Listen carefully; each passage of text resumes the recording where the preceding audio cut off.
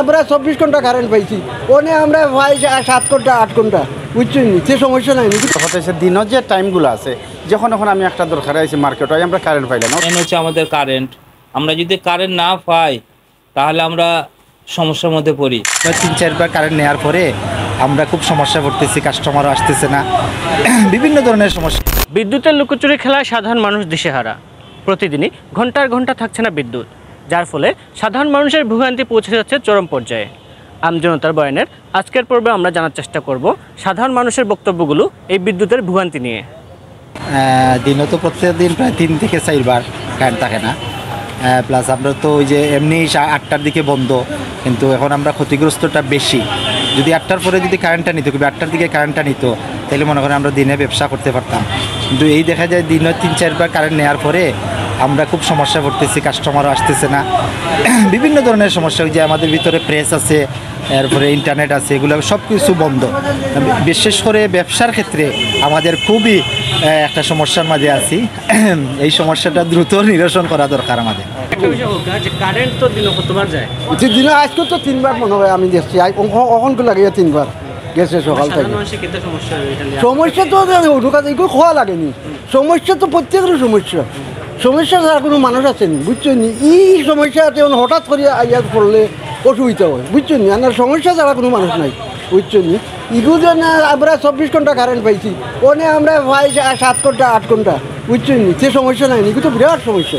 হতেছে দিনের যে টাইমগুলো আছে, যখন এখন আমি একটা দরকারে আছি মার্কেট হয়, আমরা কারেন্ট পাইলাম না। তো এই যে রাজা একটা যত্ন আইসি, অফিসে আইসি, কারেন্ট নাই, তো আমরা এই সময় খাটতাম তো আমরা পাইতাম। মানে রাতকের যারা বন্ধ করলো, রাতকেও নেই গিয়ে 12টা 1টা, কিন্তু দিনের যে সময়গুলো আছে 8টা পর্যন্ত 7টা পর্যন্ত রাত, এই টাইমগুলো আমরা সরকারের কাছে অনুরোধ করি, যারা বড় বড় হত্যা আছে প্রাইম মিনিস্টার, ওখান তাক বাল রাখতা, যাতে সাধারণ জনগণ কারেন্টের দ্বারা কোনো কাম করতে পারে না, চলাফেরা করতে পারেন না, ওখানটা জান ভালো। তো করণীয় ওটু কি, মানে আগে যেখানে আমরা বিদ্যুৎ পাইছি, এটা তারা তদন্ত করতে হবে, যারা বিদ্যুৎ, যারা প্রধানমন্ত্রী আছেন, বড় বড় মন্ত্রী সকল আছেন, খেনে এখন বিদ্যুতের এত ঘাটতি। আর ঘাটতি হলে তো রাতকে করো আপনারা, দিনও যে মানুষের সাধারণ মানুষ আছে খাটি খাওয়ার মানুষ, এটা তো একটা খাম খাস, তো দোকানও আছে বাচ্চিন করে লইয়া কেউ মার্কেটও গেছে, কিন্তু এর সময় কারেন্ট নেই, ওখানে আমরা কারেন্টও লাগে এখন চলে যাইতেছি।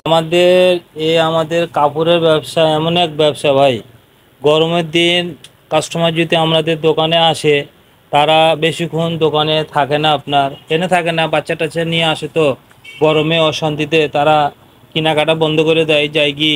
আর দিনে আপনার মনে হয় 3, 4, 5, 6 এরকম কারেন্ট যায় আপনার। তাতে আপনার দেখা যায় 1 ঘন্টাও থাকে, 2 ঘন্টাও থাকে, 3 ঘন্টাও থাকে। এই হলো আমাদের সমস্যা। আপনার মেন হচ্ছে আমাদের কারেন্ট। আমরা যদি কারেন্ট না পাই তাহলে আমরা সমস্যার মধ্যে পড়ি। আর এই সমস্যার মধ্যে আমাদের ব্যবসায় আমাদের খুব ক্ষতি হয়। আপনার কাস্টমার না পেলে আমরা খুব সমস্যার মধ্যে থাকি, কিন্তু কারেন্ট নিয়ে আমাদের আরও সমস্যা, দিন দিন আমাদের পিছিয়ে যেতে হচ্ছে। আপনার আগাদিকে আমরা বাড়তে পারলাম না। স্বাভাবিক আগে দেখা যাচ্ছে, ধরুন বিশেষ করে আমাদের যে প্রেস যেগুলো, এগুলোতে বিশেষ করে আমাদের বেশি প্রবলেম হচ্ছে।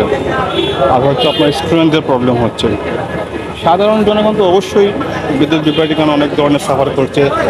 যেমন দেখা যাচ্ছে আপনার ব্যবসা বাণিজ্য সমস্যা, তারপরে আগে দেখা যাচ্ছে আপনার লোডশেডিং কম হতে এখন বেশি হওয়ার কারণে বিভিন্ন ধরনের প্রবলেম, বিশেষ করে ব্যবসার ক্ষেত্রে এটা ধরা যায়। সাধারণত পরিত্রাণ তো অবশ্যই জনগণ চায় এবং এটা পরিত্রাণ হওয়া উচিত, কারণ আমাদের বর্তমান যে গভর্নমেন্ট, এই গভর্নমেন্ট যদি এটা বিভিন্ন ধরনের দীর্ঘমেয়াদী পরিকল্পনা করে আস্তে আস্তে যদি বিদ্যুৎ বিভ্রাটটা কমানো যায়, সেক্ষেত্রে হয়তো সাধারণ জনগণ এটা থেকে পরিত্রাণ পেতে পারে। বিশেষ করে আমাদের গভর্নমেন্টের ভূমিকাটাই মুখ্য।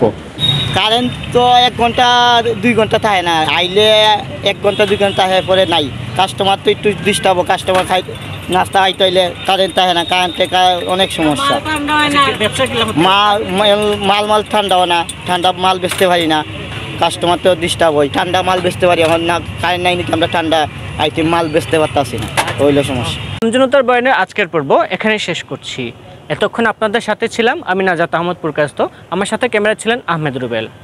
আগামী পর্বে আবার দেখা হবে, ততক্ষণ সবাই ভালো থাকুন, সুস্থ থাকুন, বাংলা বিষয়ের সাথেই থাকুন।